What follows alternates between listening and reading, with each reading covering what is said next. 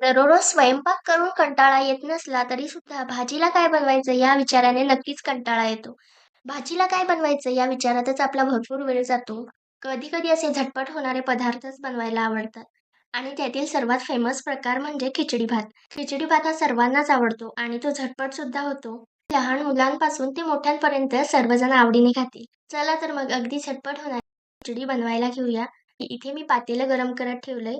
पातेलं गरम झालं की यामध्ये एक पळी तेल घालूया. तेल छान गरम करून घ्या. तेल गरम झाल्यानंतरच यामध्ये अर्धा चमचा मोहरी आणि अर्धा चमचा जिरं घाला. मोहरी आणि जिरं छान तडतडू द्या, की त्यानंतर यामध्ये 4 ते 5 कढीपत्त्याची पाने घालूया. आता यामध्ये बारीक चिरलेला कांदा घालूया. तर जवळपास एक मध्यम आकाराचा कांदा मी अगदी बारीक चिरून घेतलाय. कांदा तेलावर छान परतून घेऊया. कांदा थोडा परतला की यामध्ये अगदी बारीक चिरलेला टोमॅटो घालूया. आता हा टोमॅटो पूर्णपणे पाणी सुटेपर्यंत तेलामध्ये परतून घेऊया. टोमॅटोला अगदी छान पाणी सुटलं की त्यानंतर यामध्ये आपण मसाले घालणार आहोत. चवीनुसार मीठ, अर्धा चमचा हळद आणि 1 चमचाभर लाल तिखट. आता हे आपण परतून घेऊया. तर तुम्ही यामध्ये तुमच्या आवडीनुसार खडे मसाले सुद्धा घालू शकता.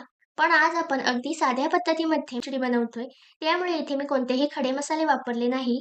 आता इथे मी एका मध्यम आकाराच्या बटाट्याच्या फोडी करून घेतल्यात. या फोडी यामध्ये घालूया.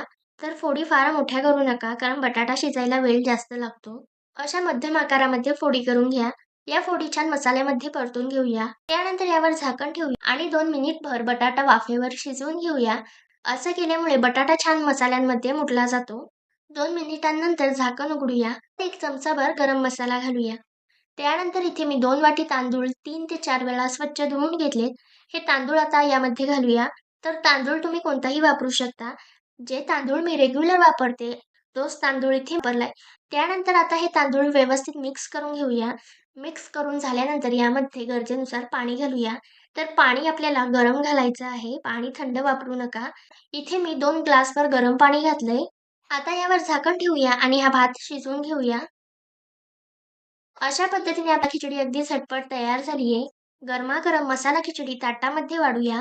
यासोबत भाजलेला किंवा तळलेला पापड घ्या. छान यावर लिंबू पिळून घ्या. आणि कधी भाजी बनवायला कंटाळा आला तर झटपट होणारी ही मसाला खिचडी एकदा नक्की बनवून बघा. रेसिपी कशी वाटली ती कमेंट्समध्ये नक्की सांगा. आणि रेसिपी आवडली असेल तर व्हिडिओला लाईक करायला विसरू नका.